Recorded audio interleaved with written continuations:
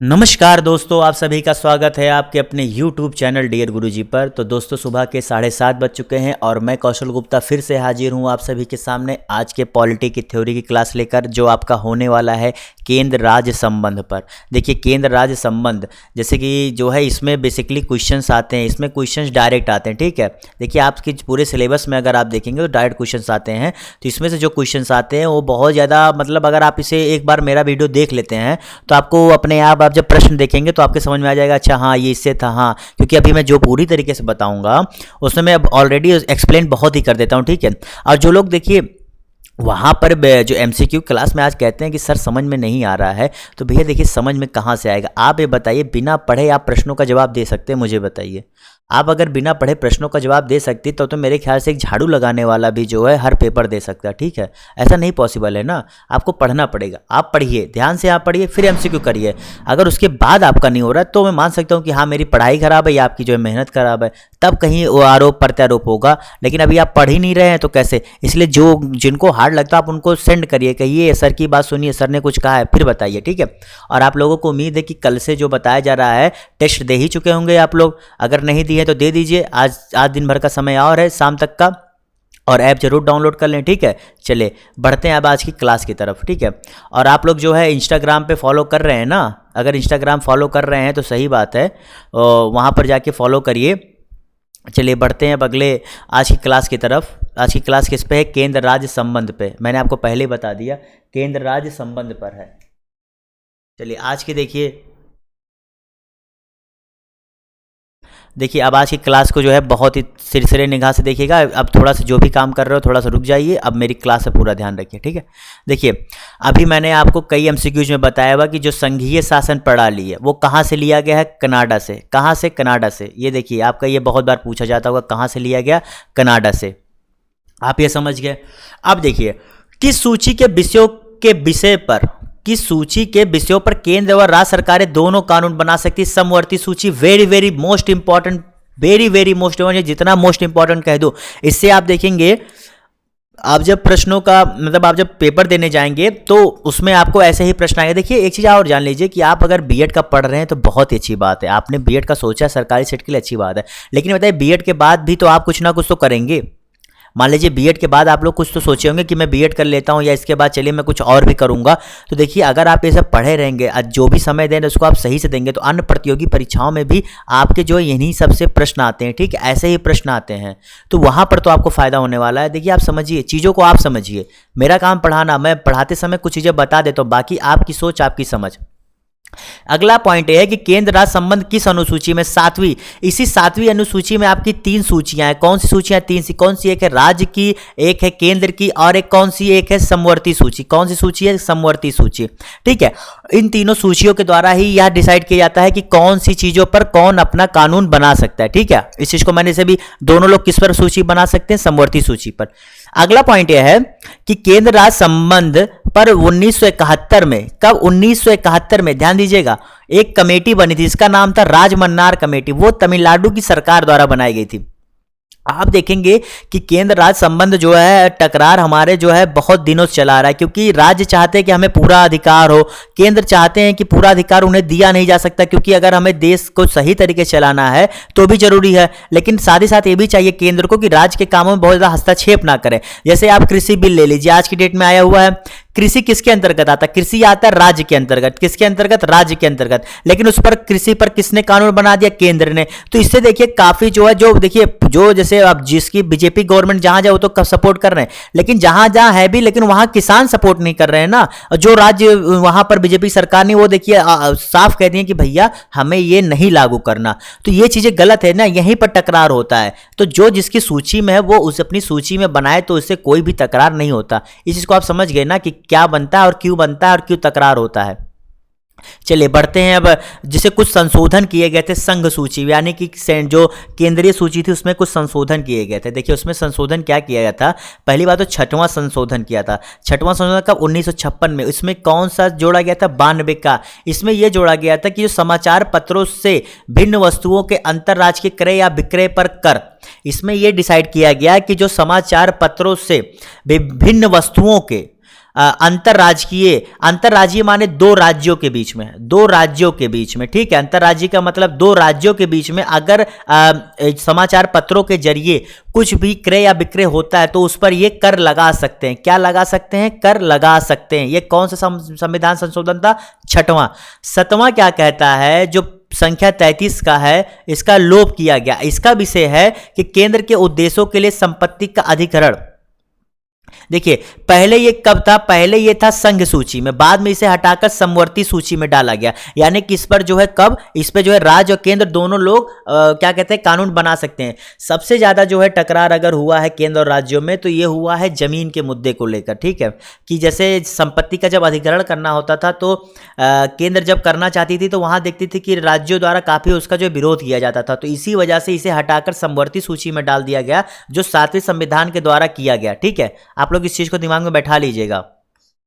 42वां संविधान संशोधन, जिसे मिनी कॉन्स्टिट्यूशन कहा जाता है, ये 1976 में हुआ था। इसके दो काम में ये जोड़ा गया कि राज्य में केंद्र के सशस्त्र बलों की नियुक्ति। इसका मतलब यह है कि राज्यों का तो अपना पुलिस होता ही है। क्या? राज्यों का तो अपना पुलिस होता है, आपको पता ही है। लेकिन साथ ही साथ जरूरत पड़ने पर वहां पर क्या है, सशस्त्र बलों की भी नियुक्ति की जा सकती है। ये केंद्र द्वारा डिसाइड किया जा सकता है, ठीक है। या राज्यों के आवेदन करने पर दिया जा सकता है, या कभी कभी जो है राज्यों केंद्र के द्वारा भी किया जा सकता है। मान लीजिए केंद्र कह रहा है जैसे मुंबई में अटैक हो सकता है, तो मुंबई में अगर अटैक हो सकता है तो केंद्र क्या करेगा, वहां पर जो है सशस्त्र बलों की नियुक्ति कर सकता है। भैया देखिए, इससे ज़्यादा और क्या मैं समझाऊं, ठीक है। अगर इसको अभी भी नहीं समझ में आ रहा हो, 2-3 बार देखिए, आपको तभी समझ में आएगा। अगला पॉइंट यह है कि 46वें संविधान संशोधन 1942 द्वारा 92 खा जोड़ा गया। क्या खोला गया? 92 खा। इसमें अंतरराज्यीय व्यापार या वाणिज्य के दौरान होने वाले माल के पारेषण पर कर है।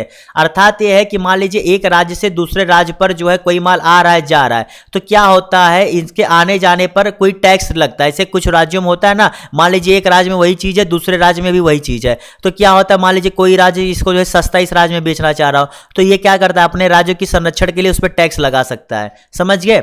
सेम यही चीज है और कुछ नहीं वाला। यहां पर कर लगा सकता है, ये 46वें द्वारा जोड़ा गया। लेकिन लगाता क्यों है? इस चीज की वजह से टैक्स लगाना चाहता था। तो ये छूट उन्हें कब दी गई? 46वें संविधान संशोधन 92 खास जोड़कर। चलिए बढ़ते हैं अगले पॉइंट की तरफ।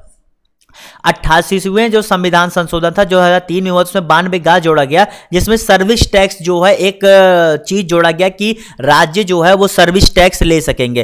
खैर अब तो ये जो है खत्म हो चुका है, क्योंकि जब से जीएसटी आया है तब से जो सेवा कर वाली बात है ये खत्म हो गई है। लेकिन आपसे हो सकता है पूछ ले, ठीक है, क्योंकि आप लोग के एग्जाम्स में स्टैटिक बहुत आता है, स्टैटिक्स जुड़े करंट से थोड़ा कम ही आता है, ठीक है। करंट अफेयर्स अलग चीज है, करंट ये अलग चीज है, इसको ध्यान में रखना। सोचिए करंट अफेयर्स नहीं आता, करंट अफेयर्स अलग, करंट माने पॉलिटी संबंधित है।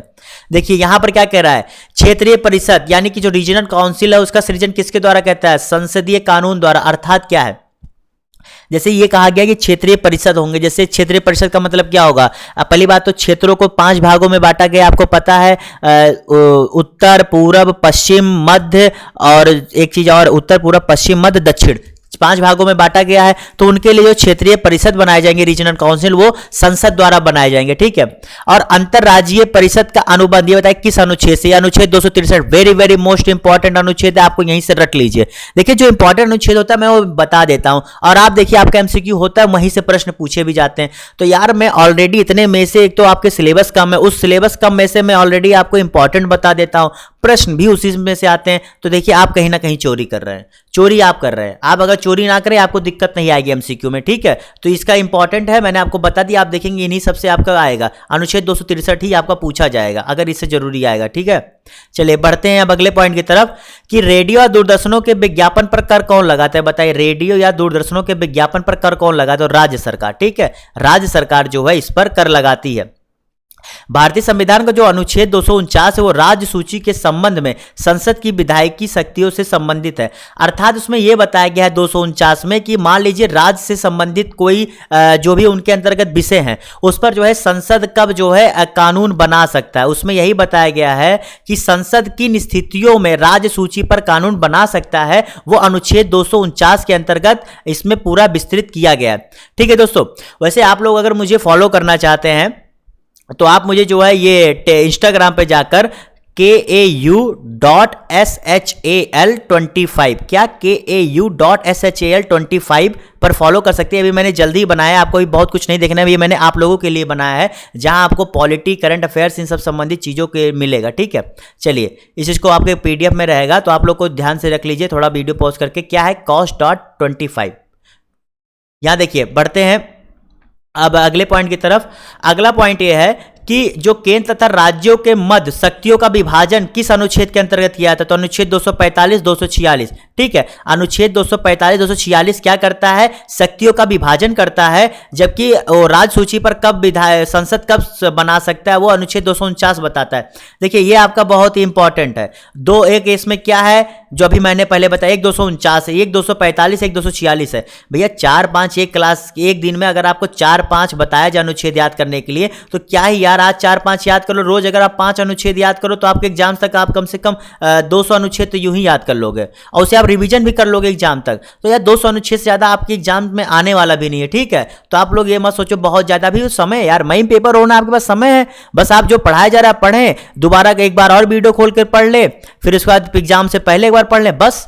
अंतरराज्यीय परिषद का पदेन अध्यक्ष कौन होता है, प्रधानमंत्री होता है। ठीक है, जो राज्यों के लिए परिषद बनाई जाती है उसका अध्यक्ष कौन होता है, प्रधानमंत्री। ये देखिए, ये पॉइंट भी इंपॉर्टेंट है। ठीक है, संघ द्वारा कौन सा कर लगाया वसूला जाता तथा संघ तथा राज्यों में बांटा जाता है, कृषि आय के अतिरिक्त आय पर। देखिए पहली बात तो जो कृषि आय, कृषि पर जो है वैसे कोई कर नहीं लगाया गया। आप अगर अपने भारत में देखेंगे, ना राज्य लगाती है ना जो है केंद्र लगाती है, लेकिन उन पर जो है इनडायरेक्टली काफी कर वसूल लिया जाता है, डीजल पेट्रोल के जरिए, या वो जब कुछ खरीदते हैं या अपने दैनिक जीवन में कुछ भी खरीदा तो उसमें बहुत सी टैक्स लिया जाता है, डायरेक्ट ना इनडायरेक्ट बहुत लेते हैं।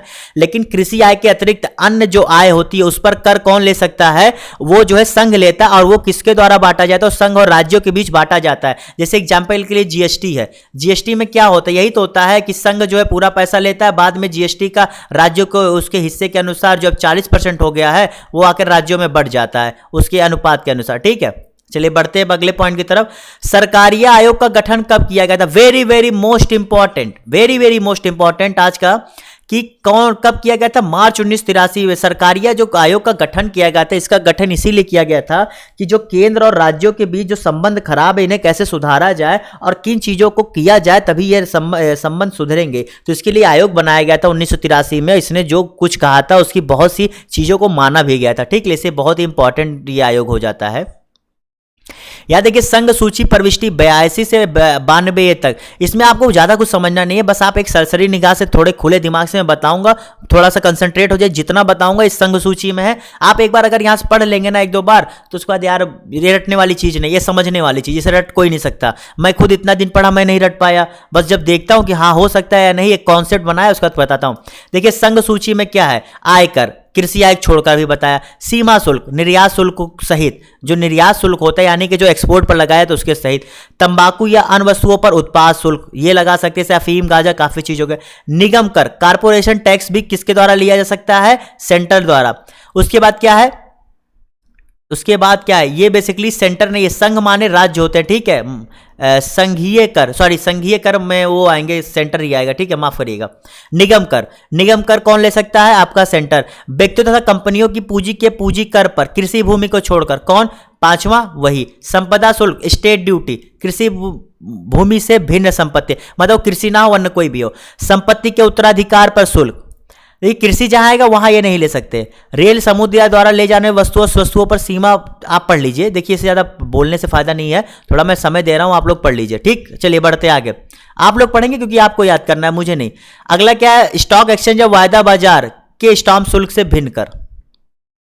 अगला क्या, स्टाम्प शुल्क पर, स्टाम्प शुल्क पर आप लोग जानते ही हैं। ठीक है, समाचार पत्रों के क्रय विक्रय, उसमें प्रकाशित विज्ञानों पर, अभी मैंने आपको ऊपर ही बताया कि संशोधन के जरिए जोड़ा गया था। समाचार पत्रों से भिन्न वस्तुओं के क्रय विक्रय पर, ठीक है, वो भी अभी मैंने बता ही दिया। चलिए दोबारा हो गया क्या, अच्छा वही है। माल के पारेषण पर कर, ठीक है, अंतरराष्ट्रीय व्यापार के दौरान, ठीक है, और सेवाओं पर कर, यह क्या था, सर्विस टैक्स था। ठीक है, ये आप समझ गए होंगे ना कि ये किसके था, ये संघ कर था। संघ माने क्या होता है, केंद्रीय। अब राज्य के अंतर्गत देखिए क्या आता है, राज्य में आता है भू राजस्व या लगान, कृषि आय पर कर, कृषि भूमि के उत्तराधिकार पर कर, कृषि भूमि पर संपदा शुल्क। देखिए कृषि पर पूरा अधिकार किसका, राज्यों का। अभी मैंने बताया ना, लेकिन जब कृषि पर भी कोई कानून केंद्र लेकर आएगी तो वहां पर क्या होगा, बवाल तो बढ़ना ही है ना। यहां पर आप इसे पढ़ते चलिए, मैं पॉइंट आउट करते जा रहा हूं, आप लोग उसे पढ़ते चलिए, इसलिए मैं धीरे धीरे पॉइंट आउट भी कर रहा हूं, ठीक है। क्योंकि पढ़िए आप तो आपको ही मजा आएगा, आपको ही याद होगा, ठीक है। मेरे पढ़ देने से आप लोग को बीच में दिक्कत होगी, कंसंट्रेशन खराब होगा। चलिए थोड़ा थोड़ा मैं बोल रहा हूं, पढ़िए। 8वां पॉइंट क्या है, 8वां पॉइंट बताइए क्या है, स्थानीय उपयोग तथा विक्रय के लिए वस्तुओं के प्रवेश पर कर। 9वां क्या है, 9वां है विद्युत के उपयोग एवं बिक्री पर कर। क्या है, विद्युत के बिक्री एवं उपकर पर कर, ठीक है। उसके बाद आगे क्या है, आगे बताइए क्या है, आगे देख रहे हैं 10वां क्या है, 10वां है समाचार पत्रों से भिन्न वस्तुओं के क्रय विक्रय पर कर, ठीक है। 11वां क्या है, 11वां है आपका रेडियो या दूरदर्शन के विज्ञापनों पर कर, ठीक है। 12वां क्या है, सड़क तथा अंतरदेशीय राजमार्ग द्वारा ले जाने वाले वस्तुओं या यात्रियों पर कर। 13वां क्या है, सड़कों पर प्रयुक्त वाहनों पर कर। क्या है, सड़कों पर प्रयुक्त वाहनों पर कर। 14 जीव जंतुओं और नौकाओं पर कर। बताइए जीव जंतुओं पर भी कर टैक्स लगाया जा सकता है, आप समझ लीजिए आप। पथ कर, टोल टैक्स, वो कौन लेता है, स्टेट लेता है। 16 व्यापार व्यवसाय तथा रोजगार पर कर, ठीक है।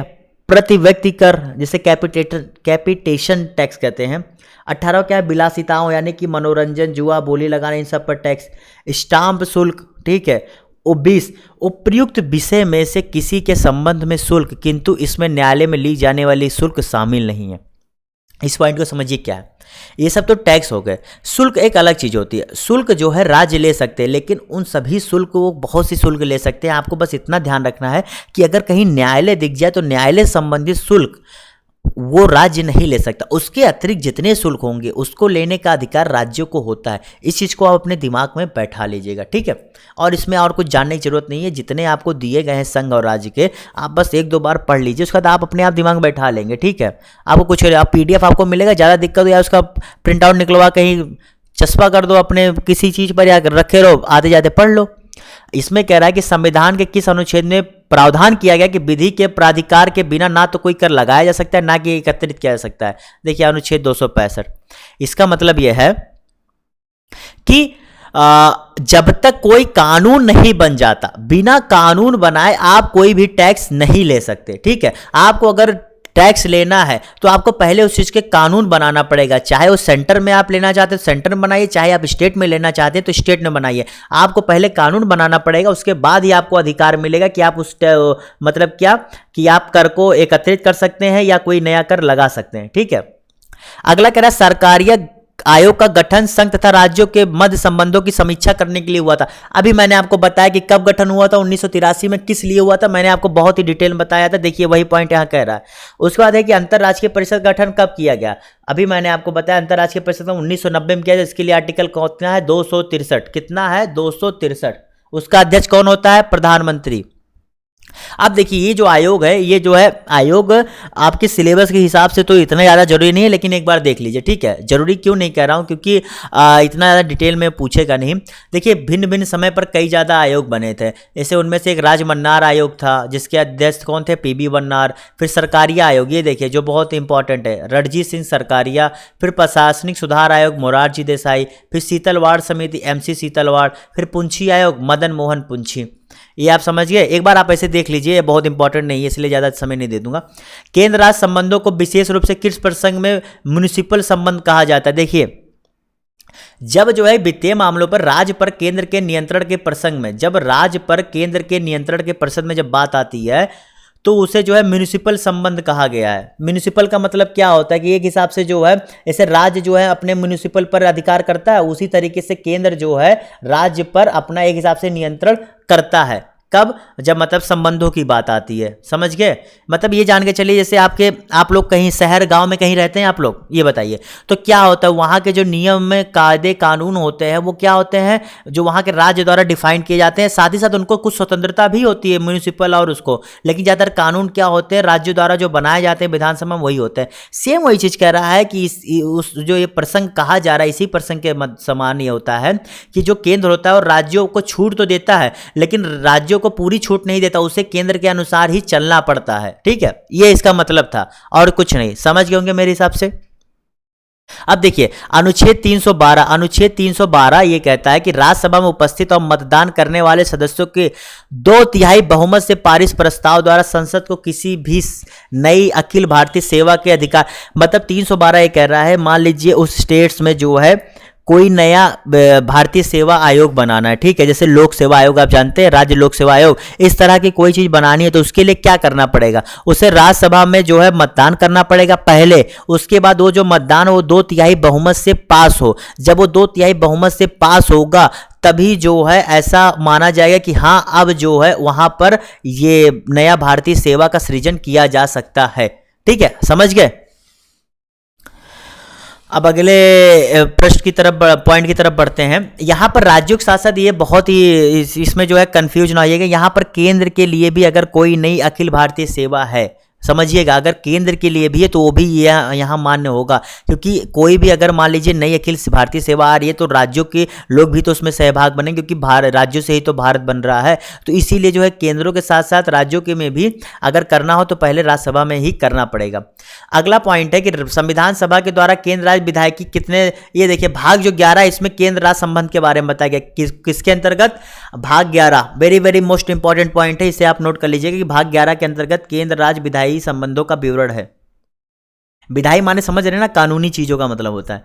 जल संबंधी विवादों का न्याय निर्णय किस अनुच्छेद के अंतर्गत किया जाता है, अनुच्छेद 262। ठीक है, अनुच्छेद जो 262 है इसी के अंतर्गत जो है, इसके अंतर्गत जो है क्या किया जाता है, इसी के अंतर्गत आपका जो पूरा न्याय होता है, कब, जल संबंधी, किसके संबंधी, जल संबंधी। देखिए जो चीज़ें जरूरी है मैं उसको 2-3 बार भी बोल देता हूँ, बोर मत होया करें। प्रधानमंत्री की अनुपस्थिति में अंतर्राष्ट्रीय परिषद की अध्यक्षता उसके द्वारा नियुक्त कैबिनेट स्तर के मंत्री द्वारा किया जाता है।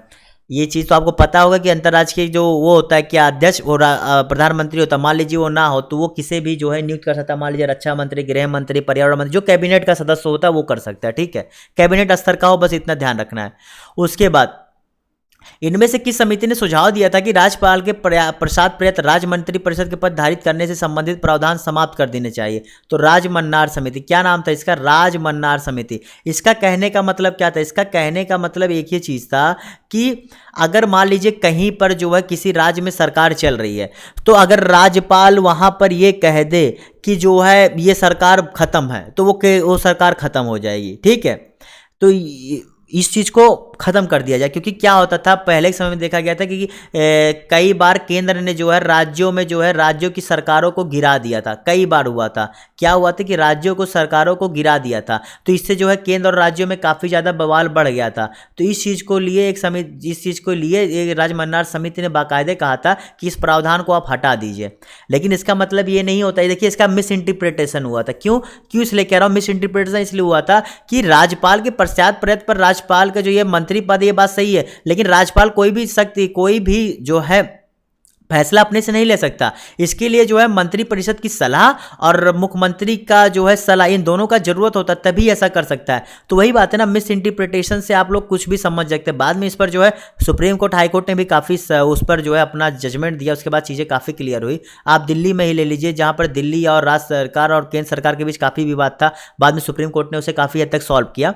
अगला पॉइंट कह रहा है कि भारतीय संविधान में संघ और राज्यों के प्रशासनिक संबंधों का उल्लेख किस अनुच्छेद में किया गया? तो अनुच्छेद 256 से 263 तक। किसमें? अनुच्छेद 256 से 263 तक संघ और राज्यों के प्रशासनिक संबंधों का उल्लेख है। प्रशासनिक संबंधों में आपको पता है क्या क्या आता है? प्रशासनिक संबंधों में आपका आता है जैसे संसद द्वारा क्या नियम बनाया जा सकता है, या संघ की कार्यपालिका शक्ति क्या क्या होगी, साथ ही साथ संघ द्वारा राज्यों को शक्ति प्रदान करने का जो संघ का अधिकार है वो क्या होगा, और राज्य द्वारा केंद्र को कार्य सौंपने की शक्ति, और भारत से बाहर के क्षेत्रों के संबंध में संघ के अधिकार, और अंतर्राज्यीय नदी जल विवादों के हल के लिए न्यायाधिकरण का गठन, और क्या है, अंतर्राज्यीय परिषद का गठन। ठीक है। ये जब मैं आपको पीडीएफ दूंगा तो उसमें पीडीएफ में आपको ये दे दूंगा, उसमें आपको पूरा मिलेगा कि विधायी, प्रशासनिक और वित्तीय संबंध ये क्या होते हैं। देखिए इसे पढ़ाने का कोई मतलब नहीं था, इसे आपको बैठ के समझना था, ठीक है। तो इसको यहाँ पढ़ाता तो भी बात ढाक के 3 पात वाली होती, ठीक है। इसलिए मैं आपको पीडीएफ में दे दूंगा। बाकी ये पॉइंट हो ही चुका है 263 का। अभी मैंने बार बार बताया कि अंतर्राष्ट्रीय परिषद इसी अनुच्छेद के अंतर्गत होता है। 262 क्या कहता है? 262 क्या कहता है? प्रदत्त शक्तियों के प्रयोग से संसद द्वारा नदी बोर्ड अधिनियम 1956 तथा अंतरराज्यीय जल विवाद अधिनियम 1956 पारित किया गया है। जल विवाद अधिनियम 1956 के अंतर्गत केंद्र सरकार ऐसे विवादों के समाधान के लिए ट्रिब्यूनल की स्थापना भी कर सकती है। ट्रिब्यूनल का मतलब ये भी एक न्यायालय की तरह ही होती है, लेकिन ये न्यायालय से हटकर होती है, ठीक है। ये ट्रिब्यूनल बेसिकली वो चीज होते हैं जिन्हें कभी कभी किसी जरूरी क्या नाम है काम के लिए बनाए जाते हैं, ठीक है। और उनके बनने के बाद इनका कार्यकाल खत्म भी हो जाता है, ऐसा जान लीजिए। तो ट्रिब्यूनल इन्हीं सब चीजों के लिए बनाए जाते हैं। आप बहुत से ट्रिब्यूनल पाएंगे, आप अभी सर्च करेंगे तो आपको मिलेगा जो है कावेरी विवाद से संबंधित, ऐसे कई चीजों से संबंधित ट्रिब्यूनल बने हुए हैं, ठीक है। आज की क्लास आपकी यहीं पर खत्म होती है। ये सभी जो है आपके केंद्र राज्य संबंध के बारे में है, ठीक है। क्या है? केंद्र राज्य संबंध के बारे में है। और साथ ही साथ अगर आप मुझे फॉलो करना चाहते हैं इंस्टाग्राम पे तो KAU.SHAL225, क्या है? KAU.SHAL25 पर आप मुझे फॉलो कर सकते हैं। कहाँ पे? इंस्टाग्राम पे। चलिए आज की क्लास को यहीं खत्म करते हैं। कल फिर मिलेंगे साहब से जो है अगले नए टॉपिक के साथ। और आप लोग थ्योरी जरूर पढ़ा करें, साथ ही साथ जो है MCQ भी दिया करें, इससे आपको पता लगेगा, ठीक है। और आप लोग ये ऐप डाउनलोड कर लीजिए, अगर नहीं किया हो जाके यहाँ पे टेस्ट सीरीज दे दीजिएगा, ठीक है। चलिए आज की क्लास को यहीं खत्म करें। Good morning, bye bye, tata, goodbye, सब खैर।